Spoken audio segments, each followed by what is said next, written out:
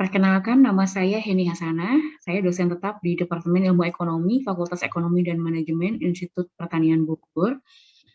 Pada kesempatan ini, saya akan menyusun video audio visual sebagai bentuk dari pernyataan diri dosen dalam Unjuk Kerja Tridharma Perguruan Tinggi atau PDD UKT-PT, khususnya di bidang pengajaran, sebagai salah satu persyaratan sertifikasi dosen tahun 2020.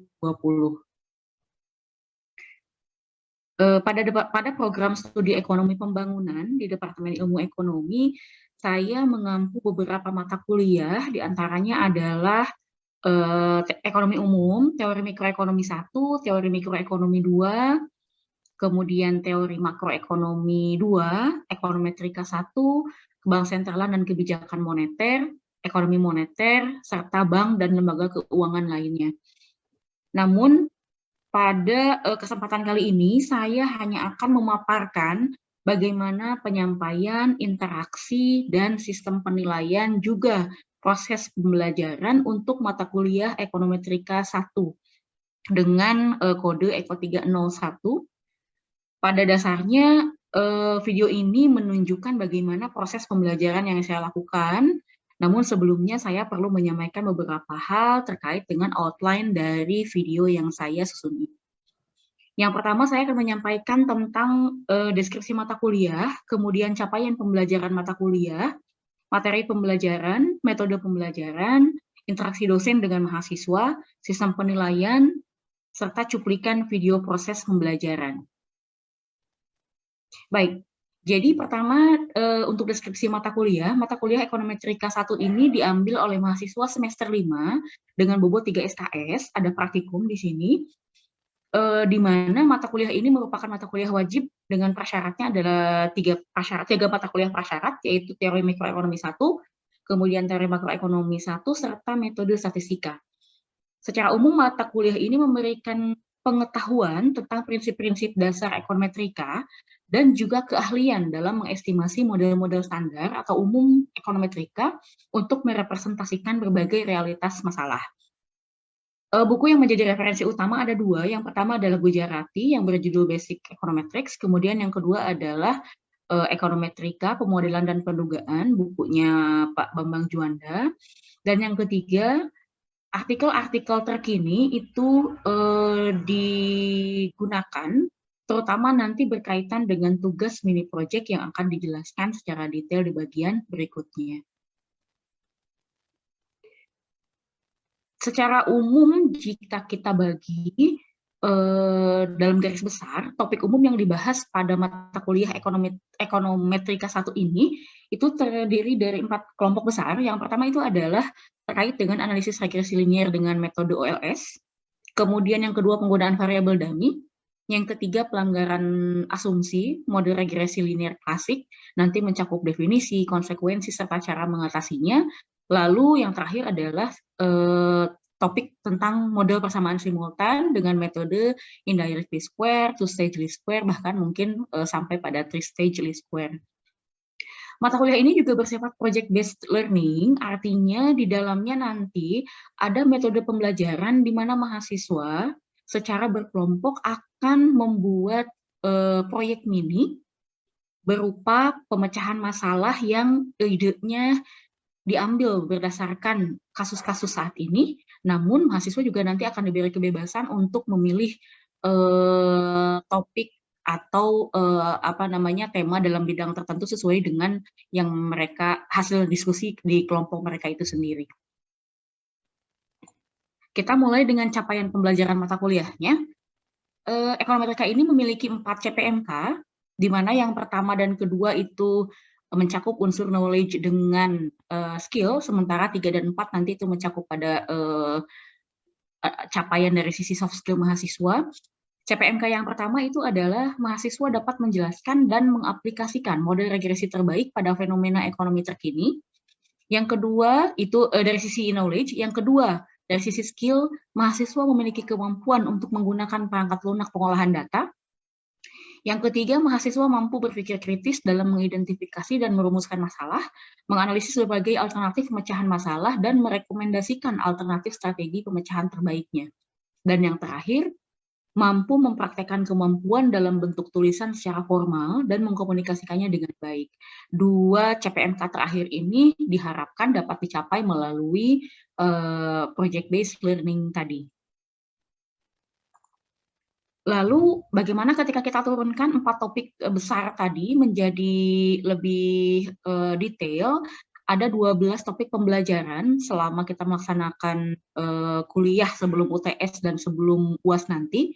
Yang pertama adalah terkait dengan analisis korelasi, kemudian yang kedua itu terkait dengan model regresi linear sederhana dan metode estimasi OLS-nya. Yang ketiga adalah evaluasi model regresi. Kemudian yang keempat itu adalah model regresi linear berganda. Ini nanti akan dilakukan dalam 2 kali pertemuan.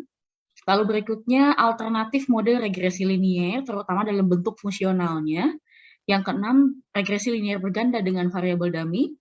Topik ke-7, 8, dan 9 ini terkait dengan pelanggaran asumsi klasik, yaitu multikoliniaritas, heteroskedasisitas, dan autokorelasi. Ke-10 itu topik tentang model pilihan kualitatif, ke-11 metode pendugaan alternatif, dan terakhir itu adalah tentang model persamaan simultan yang juga disampaikan nanti akan dalam 2 pertemuan.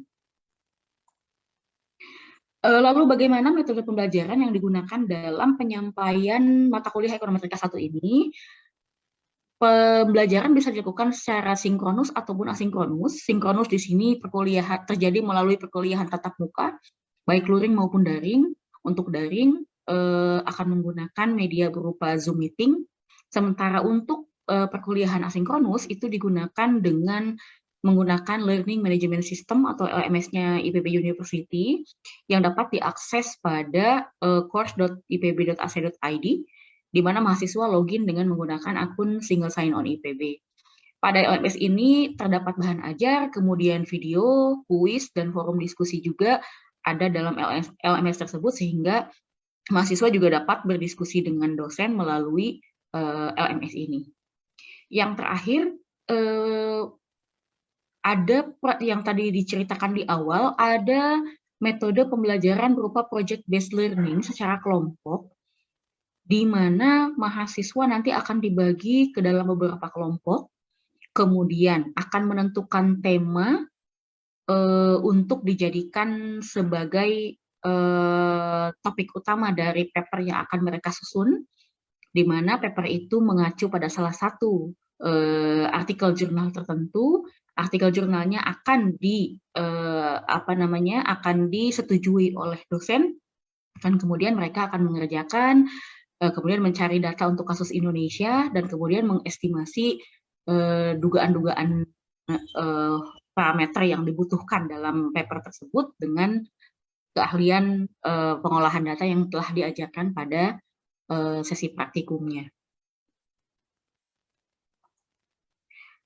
Kemudian bagaimana interaksi dosen dan mahasiswa?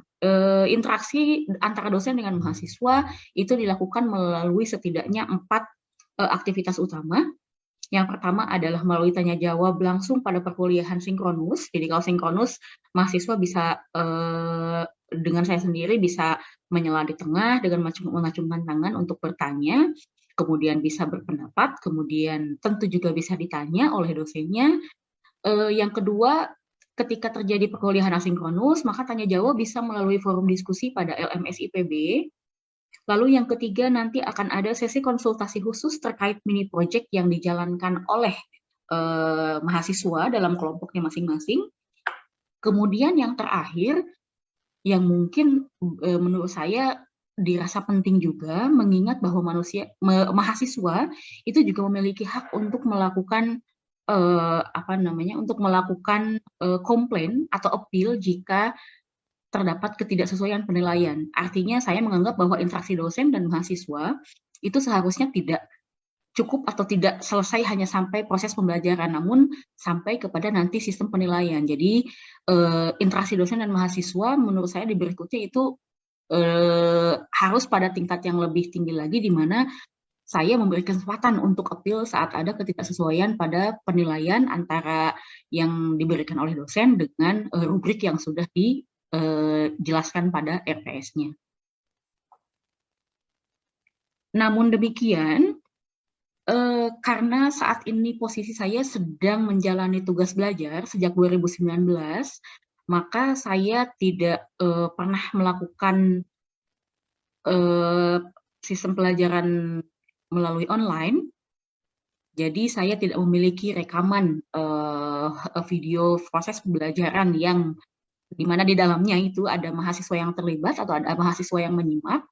Oleh karena itu nanti di video atau di tayangan video tentang cuplikan proses pengajaran saya itu saya mungkin tidak dapat menunjukkan bagaimana interaksi dosen dan mahasiswa karena di videonya tidak ada mahasiswa yang menyimak, jadi bukan merupakan micro teaching.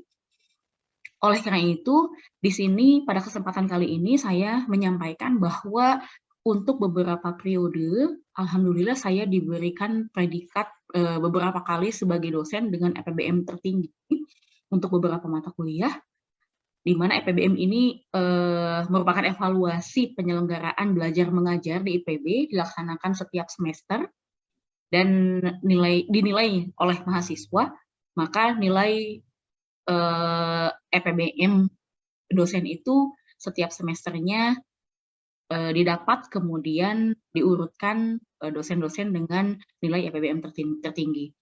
Di beberapa mata kuliah seperti mikroekonomi 1, kemudian di ekonomi umum, dan makroekonomi 2, ini dari tahun 2017 dan tahun ajaran 2018-2019, saya mendapatkan predikat sebagai dosen dengan EPBM tertinggi. Lalu, bagaimana sistem penilaian dari mata kuliah ini? Jadi nilai itu didapat dari 3 unsur. Yang pertama dari aktivitas partisipatif, kemudian dari hasil proyek, dan terakhir dari sisi kognitif atau dari sisi knowledge-nya ya. Yang pertama, aktivitas partisipatif bobotnya 10%, ini berupa kehadiran dalam perkuliahan dan praktikum. Yang kedua, hasil proyek tadi, bobotnya 40%, mahasiswa nanti secara kelompok mengerjakan tugas penyelesaian masalah dengan pendekatan model ekonometrika. Kemudian dari sisi kognitifnya bobot 50%, ada 4 unsur. Yang pertama, tugas 5%, kemudian kuis 5%, di mana kedua ini tidak selalu ada di setiap topik pembelajaran. Lalu ada ujian tengah semester 20% dan ujian akhir semester 20%. Lalu bagaimana sistem penilaian untuk mini project? Jadi untuk memberikan acuan yang lebih jelas kepada mahasiswa dalam menyusun mini project-nya, pada RPS dapat dilihat terdapat rubrik penilaian untuk hasil proyek tersebut. Ada 2 unsur yang dinilai dari situ. Yang pertama, output-nya berupa makalah. Yang kedua adalah presentasi oral. Dari makalah ini ada 2 hal juga yang dinilai. Yang pertama adalah penilaian substansi, dan yang kedua adalah penilaian partisipasi dalam kelompok atau penilaian sejawat. Yang pertama, penilaian substansi meliputi kelengkapan unsur makalah, kualitas tulisan, kemudian presentasi data dan analisis, serta yang terakhir citasi dan daftar pustaka. Sementara penilaian partisipasi dalam kelompok ini dilakukan oleh sejawat, oleh teman dalam satu kelompoknya yang menilai bagaimana partisipasi setiap individu dalam penyusunan makalah tersebut. Output kedua dari mini project ini adalah presentasi oral, di mana yang dinilai dari presentasi ini ada 3 unsur utama. Yang pertama adalah kejelasan dan akurasi informasi yang diberikan selama presentasi. Kemudian kemampuan menjawab selama sesi diskusi, dan juga teknik presentasinya. Baik, mungkin itu yang bisa saya sampaikan terkait dengan delivery, interaction, dan assessment dari mata kuliah Ekonometrika 1. Selanjutnya, video ini akan berlanjut dengan cuplikan tayangan dari proses pengajaran untuk Ekonometrika 1.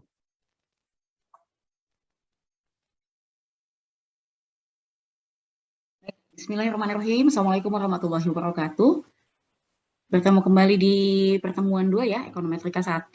Setelah kemarin belajar di pertemuan 1 tentang korelasi ya, tentang korelasi, maka sekarang kita akan berlanjut ke pertemuan berikutnya dengan topik model regresi linier sederhana. Oke ya, baik kita mulai. Kita akan mulai karena di korelasi kita belum bicara jenis data yang kita gunakan. Kita sekarang akan mulai dengan jenis data yang umum digunakan dalam pendekatan ekonometrika. Jadi ada 3 data. Yang pertama adalah time series, kemudian kedua cross section, Yang ketiga, panel. Untuk definisi yang lebih formal, kalian bisa lihat, bisa baca, bisa search di Google. Ini banyak definisi formal dari time series, cross section, dan panel. Namun di sini saya akan menjelaskan dengan sederhana saja, dengan bahasa yang sederhana. Oke, yang pertama, data time series. Apa sih data time series? Data time series itu intinya kita punya satu objek analisis pada lebih dari satu periode waktu. Satu objek analisis pada lebih dari satu periode waktu. Baik, kita lihat. Time series di sini. Apa sih contoh unit analisisnya? Anggaplah contoh unitnya adalah negara Indonesia. Contoh datanya apa? Negara Indonesia banyak tentu ya. Contoh datanya sangat banyak. Ini yang saya contohkan hanya satu saja. Contoh datanya adalah kita punya data PDB Indonesia dari tahun 2010 sampai 2022. Maka kita bisa mengatakan kita memiliki data time series. Siapa unitnya? Negara Indonesia, hanya satu. Dan datanya adalah data PDB, variabelnya variabel PDB. Kapan? Dari tahun 2010 sampai 2022. Jadi satu objek analisis pada lebih dari satu periode waktu. Nanti di persamaan perlu diperhatikan bahwa ada simbol subscript pada variabel. Apa itu subscript ini ya? Yang kecil di bawah setelah variabelnya. Simbol subscriptnya pada variabel itu adalah T, yaitu dari kata time ya. Jadi kalau kita punya variabel mau Y, YP, XT itu subscriptnya ditandai atau disimbolkan dengan huruf T. Kalau kita sedang menggunakan data time series. Data time series ini tentu ada frekuensi. Bisa data tahunan, bisa data bulanan, bisa data kuartalan, bisa data harian, bisa data apalagi per jam mungkin ya bisa saja. Kalau untuk di bidang ilmu lain ada saja data yang frekuensinya per jam misalnya. Nah, namun intinya hanya satu objek analisis. Nah, yang kedua itu adalah data cross section. Apa itu data cross section? Kalau teman-teman punya lebih dari satu objek analisis, namun datanya hanya di satu waktu periode tertentu. Gimana misalnya? Cross section, lihat. Contoh unit analisisnya itu adalah negara-negara di ASEAN. Ada berapa negara di ASEAN? Anggaplah 10 ya. Kalaupun ada 11 misalkan tambahannya. Kita ambil saja 10. Ada 10 negara di ASEAN. Objek analisisnya lebih dari satu. Namun datanya hanya punya di satu periode waktu. Misalnya kalau saya kembalikan variabelnya pada PDB, itu adalah data PDB 10 negara ASEAN pada tahun 2022. Oke ya, contoh lain masih sangat banyak tentu ya. Yang ketiga sekarang panel. Maaf, sebelum panel, lihat dulu simbol subscriptnya. Kalau kita lagi nulis di persamaan, nanti tolong diingat simbolnya adalah XI, XI.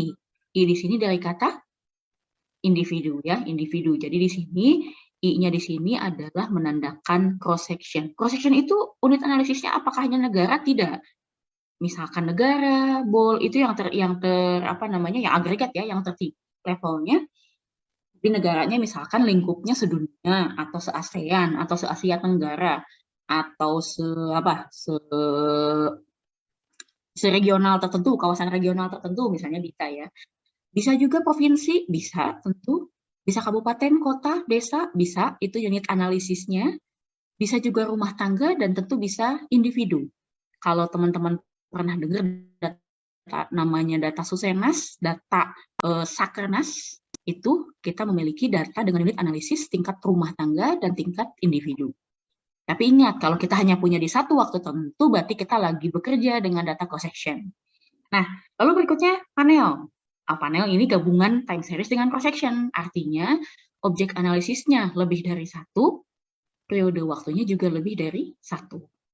Nah, di sini, kalau kita balikin lagi ke sini dengan contoh yang sama, apa sih contoh unit analisisnya? Negara-negara di ASEAN. Jadi contoh datanya gimana? Contoh datanya PDB 10 negara ASEAN dari tahun 2010 sampai 2022. Ini adalah data panel menggabungkan time series dan cross section. Bagaimana simbol subscriptnya? Nanti kalau kita sudah pakai persamaan, dia harus menggunakan simbol subscript IT. Panel ya, ingat. Jadi kalau time series XT, di sini variabelnya contohnya X, XT. Kalau cross section variabelnya XI, dan satu lagi kalau panel XIT. Silakan ya, teman-teman nanti tolong diberikan contoh lain untuk masing-masing jenis data. Masih sangat banyak ya kalau ngomongin time series. Oh ada Bu, data inflasi. Ya betul, inflasi kota-kota di Pulau Jawa. Nah itu juga adalah, inflasi kota-kota di Pulau Jawa tahun 2015. Data apa itu? Cross section ya, itu data cross section. Tapi kalau kita bicaranya inflasi di Jawa Barat dari tahun 2005 sampai 2015 itu adalah data time series. Oke. Perlu diingat bahwa jenis data yang berbeda nanti akan berimplikasi pada model dan metode estimasi yang juga akan berbeda. Jadi tidak cukup di sini bukan hanya sampai tahu saja, tapi bahwa ketiga jenis data ini berimplikasi pada model dan metode estimasi yang berbeda. Oke ya, kita lanjutkan.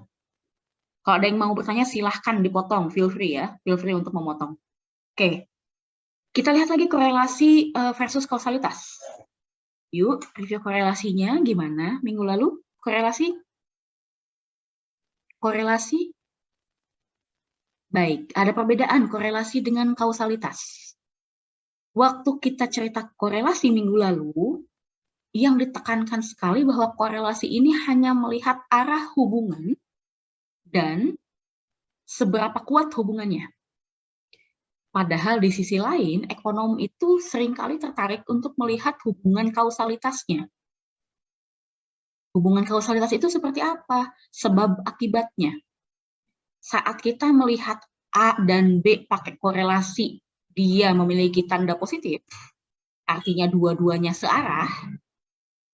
Jika satu naik, maka satunya naik. X dengan Y misalnya, tapi tidak bisa dipastikan bahwa X yang naik akan menyebabkan Y naik. Itu dari korelasi kita tidak bisa menyimpulkan seperti itu. Misalnya nih, kalian lihat ada dua teman yang kemana-mana barengan aja gitu ya.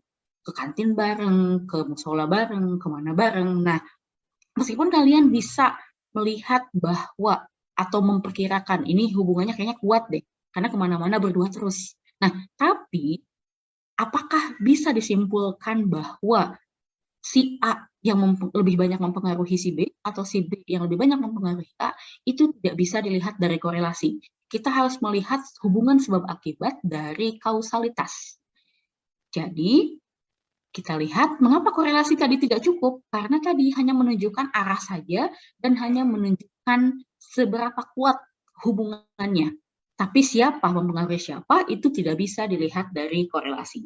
Oke, untuk lebih dapat dipahami lagi agar kita bisa memahami bagaimana makna alasan mengapa korelasi tidak cukup, silahkan ini diklik. Kemudian saya beri waktu 5 menit untuk melihat tayangan dari YouTube ini, bagaimana dia menceritakan bahwa korelasi saja tidak cukup untuk ekonom. Silakan. Baik, sudah ya? Sudah dilihat ya tayangannya? Silakan, ada yang mau beropini tentang tayangan tersebut? Gimana katanya tentang konsumsi es krim? Oke. Jadi dari tayangan ini,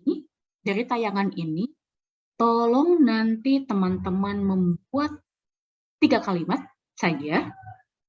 Apa pendapat teman-teman terhadap tayangan ini? Kaitan dengan analisis korelasi dan kausalitas. Hanya 3 kalimat.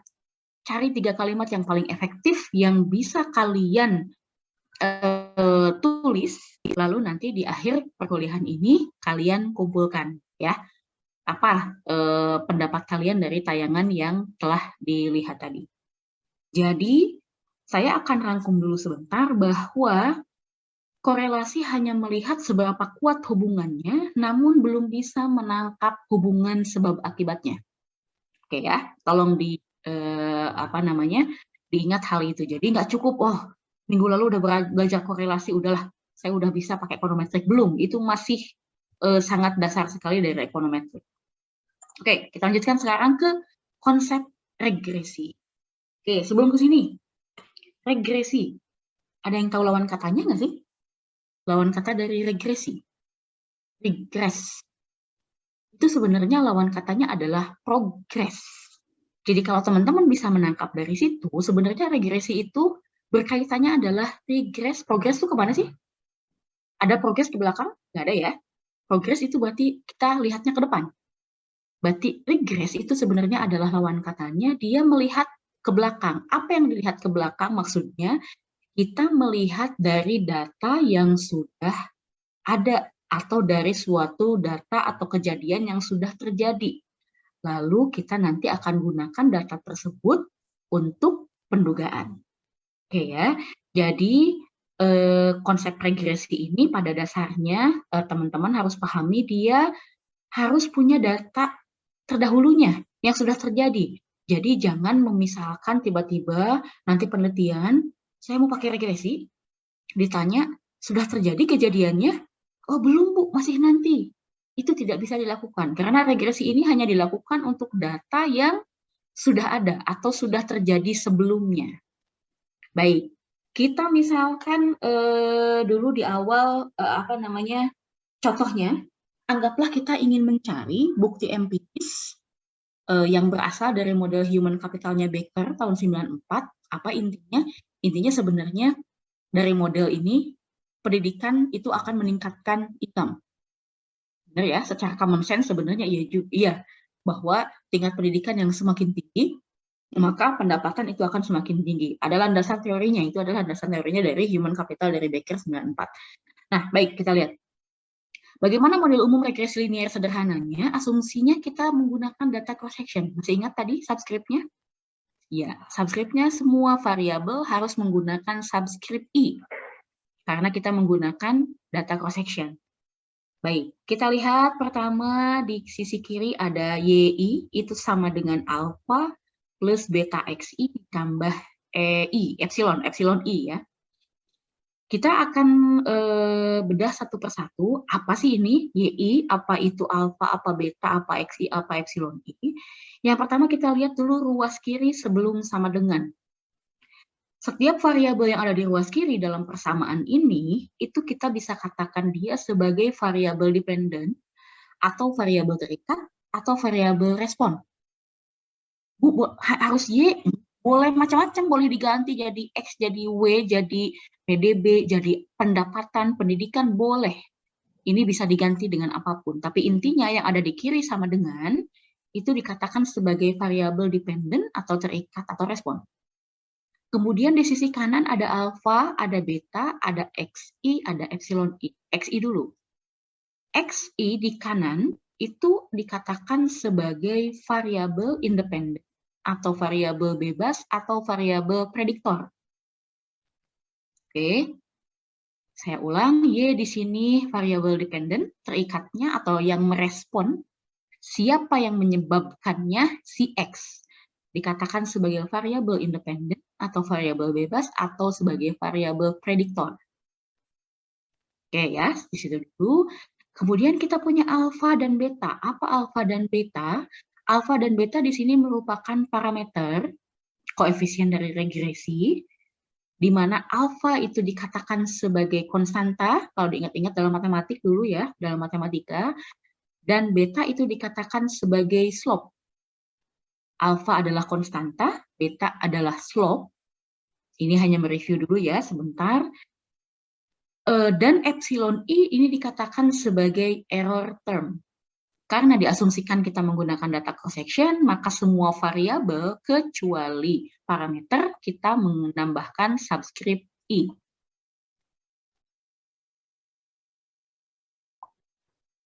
Baik, terima kasih. Demikian yang bisa saya sampaikan dalam video ini. Saya ucapkan terima kasih atas perhatiannya. Assalamualaikum warahmatullahi wabarakatuh.